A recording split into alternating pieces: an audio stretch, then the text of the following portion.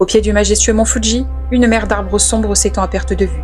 Une forêt où le silence est si profond qu'il devient oppressant. Ici, les boussoles se détraquent, les pas se perdent dans la mousse épaisse, et certains disent que les esprits de ceux qui n'ont jamais trouvé la paix hantent les sentiers oubliés. Bienvenue à Aokigahara, la célèbre forêt des suicides du Japon.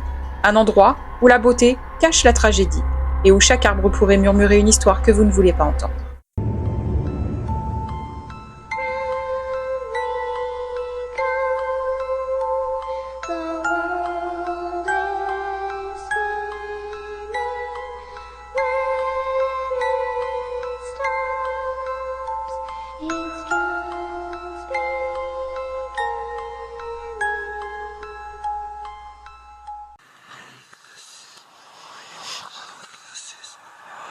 La forêt d'Aokigahara, surnommée la forêt des suicides, ou le Jukai, la mer d'arbres, est une vaste étendue d'environ 35 à 38 mètres carrés, située sur la base nord-occidentale du mont Fuji, au Japon.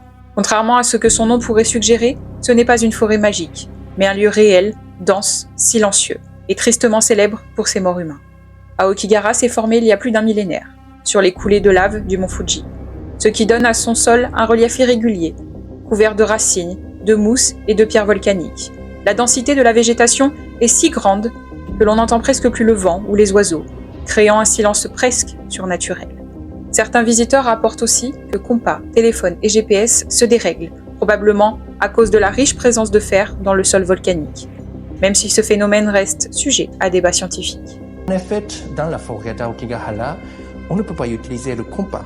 Le compas se dérègle, donc on ne peut pas trouver la direction. C'est pourquoi on ne peut pas sortir de la forêt. Autrefois, on dit que c'est les Indes morts qui ont fait cela. Mais maintenant, les scientifiques ont prouvé que ce phénomène est causé par le magnétisme dans la lave. Les sentiers se perdent facilement et il est presque impossible de retrouver son chemin si l'on s'éloigne des chemins balisés. Chaque arbre, chaque pierre semble murmurer l'histoire de ceux qui sont venus ici et ne sont jamais repartis. Ce que vous allez découvrir dans cette vidéo, ce ne sont pas des légendes exagérées, mais des faits réels, documentés et terrifiants.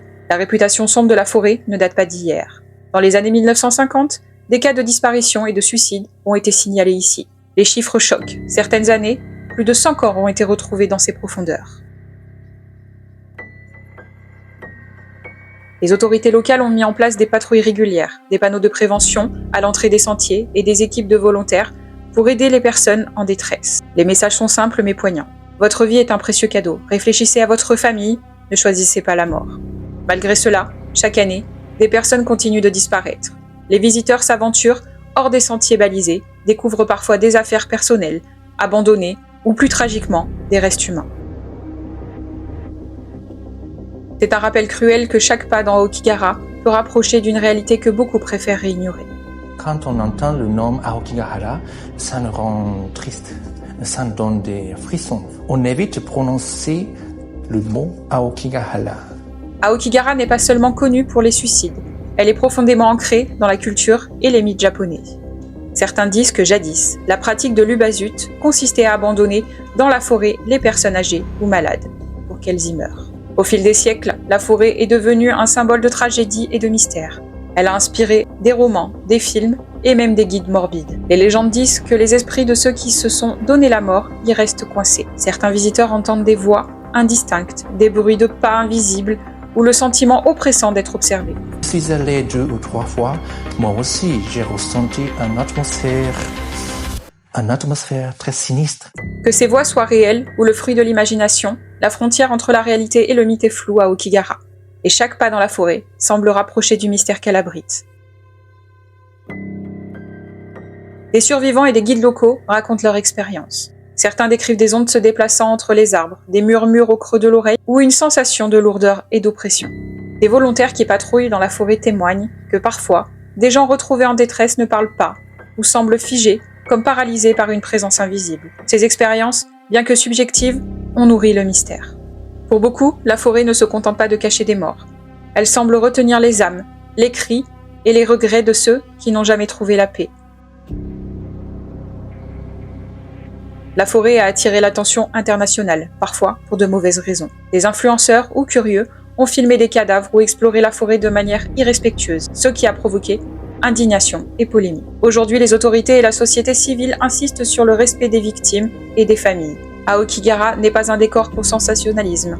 C'est un lieu de deuil, de silence et de tragédie humaine. Les panneaux, les patrouilles et les bénévoles rappellent que derrière chaque arbre, il y a une histoire, une vie brisée, un avertissement silencieux à ceux qui s'y aventurent.